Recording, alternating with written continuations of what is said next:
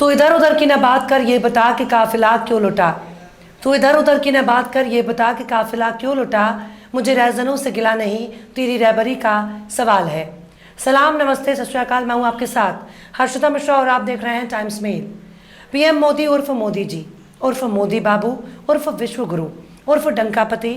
जी हाँ, हमारे मोदी जी की शान बहुत ही निराली है। उनकी तारीफ के लिए महज चंद अल्फाज का इस्तेमाल करना उस तख्ते शाही की तौहीन मानी जाएगी जिस पर बैठकर हमारे मोदी जी ने पूरे देश पर एहसान कर दिया। आज मोदी जी ने जितनी मेहनत और लगन से प्रधानमंत्री की कुर्सी को संभाला है, उसे देखने के बाद आंसू निकल जाते हैं। मोदी जी के दौर में हर कामयाबी के बदले मोदी जी की तारीफ होती है। मोदी जी के लिए तालियां बजाई जाती हैं, मोदी जी का डंका बजाया जाता है, मोदी जी की शान में कसीदे पढ़े जाते हैं। पर उड़ीसा के बालासोर में इतने बड़े ट्रेन हादसे के बाद अब ना तो कोई ताली बजाई जा रही है और अब ना तो किसी को जिम्मेदार ठहराया जा रहा है। हर मामले में इतिहास रचने वाली मोदी जी की सरकार में बालासोर की घटना भी एक इतिहास बन गया है।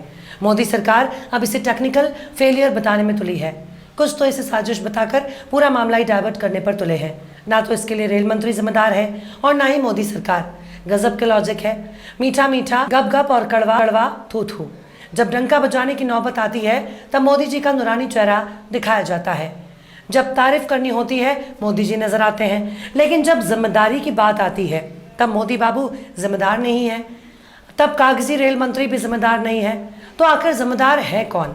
क्या स्टेशन मास्टर को जिम्मेदार माना जाए या किसी छोटे कर्मचारी को? अगर गौर से देखा जाए, इससे पहले भी रेल हादसे हुए हैं, पर मोदी जी के राज में किसी मंत्री से इस्तीफा नहीं लिया गया। जिस कांग्रेस की सरकार को दिन रात मोदी जी पानी पी पी कर कोसते हैं, उनके दौर में इस्तीफा हो जाया करते थे। पर मोदी जी के राज में जो जितना बेहया और निर्लज्ज होगा, उसका औहदा उतना ही बड़ा माना जाएगा। कई मामले में छोटे कर्मचारियों पर गाज गिराई जाती है, पर शायद अब यही काम बालासोर में भी होने वाला है। पर भारत के इतिहास में कभी भी इतने ज़्यादा लोगों की मौत किसी हादसे में नहीं हुई जितना मोदी जी के राज में बालासोर में देखने को मिला। सैकड़ों की तादाद में मरने वालों की संख्या इस वक्त बादशाह वक्त से पूछ रहे हैं, बताओ कौन है इस हादसे के लिए जिम्मेदार। हजारों लोगों की सिस्कियाँ ये सवाल कर रही हैं कि बताओ कौन है कातिल। खून से लथपथ लाशें चीख चीख कर पूछ रही हैं, इस हादसे का असली कसूरवार कौन है? कौन है जिम्मेदार? सत्ता सिस्टम या फिर मशीन, या फिर वो छोटा सा कर्मचारी जिसे बलि का बकरा बनाया जाता है? इतने बड़े रेल हादसे के जिम्मेदारों का कुछ तो नाम होगा, उनकी कोई तो पहचान होगी, उनको कोई जानने वाला होगा, लेकिन दूर दूर तक कातिल का नाम और निशान नहीं है। लेकिन सबसे बड़ा जिम्मेदार किसे माना जाएगा? क्या रेल मंत्री को इस्तीफा नहीं देना चाहिए? क्या इस देश के इतिहास में रेल मंत्री ने इस्तीफा नहीं दिया है? लेकिन बेशर्म हो चुकी मोदी सरकार के लिए जिम्मेदारी का कोई मायने नहीं होते। कायदे से तो देश के सबसे बड़े नेता पर ही सवाल उठता है, क्योंकि जब ताली सरकार को तो गाली भी सरकार को ही मिलनी चाहिए। जब हर कामयाबी के लिए सरकार जिम्मेदार है तो नाकामी के लिए प्यादे क्यों जिम्मेदार माने जाए? ना तो मोदी जी ने रेल मंत्री से इस्तीफा मांगा और ना ही रेल मंत्री ने इस्तीफा दिया। विपक्ष इस हादसे को लेकर हमलावर है। मोदी सरकार के मंत्री बालासोर की दाग को धोने में लगे हैं और कह रहे हैं इस मामले में राजनीति नहीं होनी चाहिए। पर सवाल है कि राजनीति क्यों नहीं होनी चाहिए? अगर विपक्ष सवाल कर रहा है, जिम्मेदारी पूछ रहा है, तो विपक्ष के सवालों का जवाब देना चाहिए। कन्नी काटने से कुछ नहीं होगा। मौजूदा सरकार जब विपक्ष में थी तब भी इस तरह के हादसे पर उसकी तरफ से सवाल उठाए जाते हैं, तब उनकी तरफ से राजनीति होती थी। लेकिन इस वक्त ममता के तीखे सवालों का अश्विनी वैष्णव कोई जवाब नहीं दे पा रहे हैं। ट्रेन के नीचे से निकलते हुए फोटो खींचना आसान है, पर अश्विनी वैष्णव अपना इस्तीफा नहीं दे सकते। कैमरे के सामने आंसू बहाने की नौटंकी करना आसान है, पर उठ रहे सवालों का जवाब देने में सरकार के पसीने छूट रहे हैं। मोदी जी का कवच भी अब नजर नहीं आ रहा, जिसमें हादसे को रोकने के लिए वाहवाही हो रही थी। और अब जब सवालों का जवाब देने की नौबत आ रही है, तब मोदी जी के मंत्री कह रहे हैं कि इस मामले पर राजनीति नहीं होनी चाहिए। अगर सवालों का जवाब देते नहीं बन रहा तो क्या इसे राजनीति कहा जाएगा? ट्रेन को झंडी दिखाने से लेकर अस्पताल का रिबन काटने तक का काम हमारे मोदी जी करते हैं। इस तस्वीर को जरा गौर से देखिए। ये है हमारे देश के रेल मंत्री जो इस वक्त रेल की बोगी के नीचे से निकलते हुए फोटो खिंचवा रहे हैं। पर आपने इनको कभी वंदे भारत एक्सप्रेस का उद्घाटन करते हुए नहीं देखा होगा। आपने कभी बड़े प्रोजेक्ट का फीता काटते वक्त इनको नहीं देखा होगा, क्योंकि ये सिर्फ एक नाम के रेल मंत्री हैं। इनका पूरा काम मोदी जी करते हैं। मोदी जी झंडी दिखाते हैं, मोदी जी ट्रेन रवाना करते हैं, मोदी जी पुल का उद्घाटन करते हैं, मोदी जी सड़क का उद्घाटन करते हैं। पर जब बड़ा हादसा हो जाता है, जब कोई गड़बड़ी हो जाती है, जब जवाब देने की बारी आती है, तब हमारे मोदी जी नजर नहीं आते। ऐसे ही मंत्री को मौके पर खड़ा कर दिया जाता है, जिसे रेल मंत्री कहते हैं, जिसे अश्विनी वैष्णव कहते हैं। पर इनको जानता ही कौन है? इनके सारे काम तो मोदी जी करते हैं। ये तो केवल कागजी मंत्री हैं, जिनको कागज पर रेल मंत्री बनाया गया है। पर सवालों का जवाब देना इनके बस की बात नहीं है।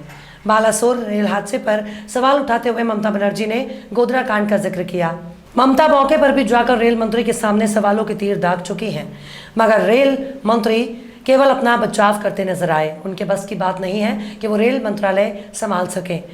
ममता ने कहा कि जब गोधरा कांड हुआ था तो चलती ट्रेन में कैसे आग लगी थी। उन्होंने पूछा कि गोधरा किसने किया था। हमने कभी सवाल नहीं किया, क्योंकि वो एक दुर्घटना थी। इससे पहले बीजेपी ने 2010 में हुए सैंथिया रेल हादसे को लेकर ममता बनर्जी को घेरा था। उस समय ममता बनर्जी रेल मंत्री थी। ममता बनर्जी ने रेल मंत्री अश्विनी वैष्णव पर भी सवाल उठाए। उन्होंने कहा कि कल वो कुछ क्यों नहीं बोले थे, जब वो वहीं मौजूद थी। दाल में कुछ काला है। ममता बनर्जी ने बीजेपी को घेरते हुए प्रेस कॉन्फ्रेंस में कहा, जो लोग इतिहास बदल सकते हैं वो कोई भी नंबर बदल सकते हैं।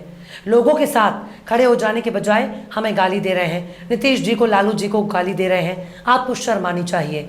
गोधरा किसने किया था? कैसे आग लगी? चलती ट्रेन में आग लगी थी। कितने लोगों की मौत हुई थी? आपके समय में भी बहुत घटनाएं हुई, हमने कभी कुछ नहीं कहा। तृणमूल कांग्रेस ने जहां रेल मंत्री अश्विनी वैष्णव का इस्तीफा मांगा, वहीं बीजेपी ने याद दिलाया कि ममता बनर्जी की रेल मंत्री रहते हुए भी ट्रेन दुर्घटनाएं हुई थी। तृणमूल के प्रदेश महासचिव कुणाल घोष ने ट्वीट किया कि बालासोर ट्रेन हादसा बताता है कि टक्कर रोधी उपकरणों को ट्रेनों में नहीं लगाया गया था और इनकी तुलना रेल भवन में ममता बनर्जी के कार्यकाल में हुई दुर्घटनाओं से नहीं की जा सकती। कुणाल घोष ने ट्वीट किया, बालासोर ट्रेन दुर्घटना को ज्ञानेश्वरी एक्सप्रेस के पटरी से उतारने की घटना के साथ नहीं जोड़ा जाना चाहिए। बालासोर ट्रेन दुर्घटना टक्कर रोधी उपकरणों की कमी को उजागर करती है, जबकि ज्ञानेश्वरी एक्सप्रेस हादसे में नक्सली गतिविधियां शामिल थी, जो मुख्यमंत्री ममता बनर्जी के सक्रिय उपायों और रणनीतिक दृष्टिकोण के कारण अब अतीत की बात हो चुकी है। तृणमूल कांग्रेस ने वैष्णव के इस्तीफे की मांग की थी, जिससे नाराज बीजेपी के शुभेंदु अधिकारी ने अपने ट्विटर हैंडल पर पलटवार किया था। पीशी बुआ, एक ट्रेन दुर्घटना के बाद रेल मंत्री के रूप में कभी कभी काम करने में मानव त्रुटि हो जाता है। जो लोग कांच के घरों में रहते हैं उन्हें पत्थर नहीं फेंकना चाहिए, और जहां आप अपने कांच के घर के अंदर से पत्थर फेंक रहे हैं। इससे पहले बीजेपी के आईटी सेल के हेड और पश्चिम बंगाल बीजेपी के सह प्रभारी अमित मालवीय ने ममता बनर्जी के रवैये पर सवाल उठाते हुए उनके रेल मंत्री के कार्यकाल में हुई दुर्घटना के वीडियो डाला। अमित मालवीय ने ट्वीट कर कहा था, ममता बनर्जी सिर्फ एक विनाशकारी मुख्यमंत्री ही नहीं है, वो एक दयनीय, संवेदनहीन और अक्षम रेल मंत्री भी थी। ये पश्चिम बंगाल का दुर्भाग्य है कि वो राज्य की नीति की बागडोर संभालती हैं। पर अमित मालवीय का क्या है, दिन रात फेक न्यूज़ की फैक्ट्री चलाते हैं। लेकिन सवाल तो बहुत ही वाजिब है, इसका जवाब अश्विनी वैष्णव को दे देना चाहिए। सवालों से कितना दूर भागेंगे? यहाँ तो मरने वालों के आंकड़े पर भी बहुत से सवाल हैं, जिसका जवाब देना अश्विनी वैष्णव के बस की बात नहीं है। सच कहा जाए तो इनके बस की बात ही नहीं कि ये रेल मंत्रालय संभाल सके। ट्रेन की बोगियों में कितने यात्री ठूस ठूस कर भरे जाते हैं। कई पैसेंजर ट्रेनों का किराया मेल एक्सप्रेस के बराबर कर दिया गया है। एक यात्री कितना बेफिक्र होकर रेल यात्रा करता है।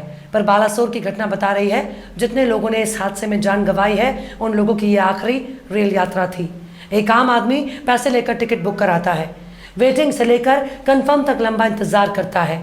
बेचारा मुसाफिर अपनी मंजिल पर पहुंचने के लिए कितना बेताब रहा होगा, लेकिन अब तो उनकी जान चली गई है। सरकार कागज के चंद टुकड़े मुआवजे में थमा देगी, लेकिन उनकी जिंदगी का आगे क्या होगा? मोदी सरकार के पैसे उनके जख्मों को भर देगी, जो चोट उनके दिलो दिमाग पर लगी है। सवाल हमारे उन पैसों को लेकर भी उठता है, जो पैसे हम टैक्स के रूप में सरकार को देते हैं। सुई से लेकर माचिस तक हम टैक्स ही टैक्स देते हैं। आखिर हमारे पैसों का सरकार क्या इस्तेमाल कर रही है? क्या मोदी जी विदेशों में यात्रा करने के लिए अपनी जेब से पैसे खर्च करते हैं? सब कुछ तो हमारे ही पैसों से हो रहा है, लेकिन इस तरह के हादसे बता रहे हैं सरकार हमारे पैसों को सही जगह पर नहीं लगा रही है। बहरहाल चलते चलते आखिर में यूसुफ जमाल ने भी क्या खूब फरमाया है, कातिल तो सीना तान के चलते रहे यहाँ, कातिल तो सीना तान के चलते रहे यहाँ, जो बेगुनाह थे उनसे हवालात भर गए। फिलहाल इस वीडियो में बस इतना ही। ये वीडियो आपको कैसा लगा कमेंट बॉक्स में ज़रूर बताइए। वीडियो पसंद आए तो लाइक करें। हमारे वीडियो लिंक को फेसबुक, ट्विटर, व्हाट्सएप पर अपने रिश्तेदार, यार, दोस्तों को भी शेयर करें। और बेबाक, निष्पक्ष, स्वतंत्र पत्रकारिता को सपोर्ट करने के लिए आप हमारे चैनल टाइम्स मेल को ज़रूर से सब्सक्राइब करें। और हाँ, बेल आइकन की घंटी वाली बटन भी आप ज़रूर से दबा दें ताकि आपको हमारे आने वाले नए वीडियो की नोटिफिकेशन फ़ौरन ही मिल जाए। फिर मिलता है किसी और वीडियो में एक नई खबर के साथ। हर्षिता मिश्रा को दीजिए इजाज़त। जय हिंद। तो देख लिया आपने हमारे इस वीडियो को। हमें उम्मीद है कि आपने हमारे वीडियो को लाइक किया होगा और दूसरों को भी शेयर किया होगा। अगर अभी तक आपने हमारे चैनल टाइम्स मेल को सब्सक्राइब नहीं किया है तो जल्दी से सब्सक्राइब कर दें और बेल आइकन भी प्रेस कर दें।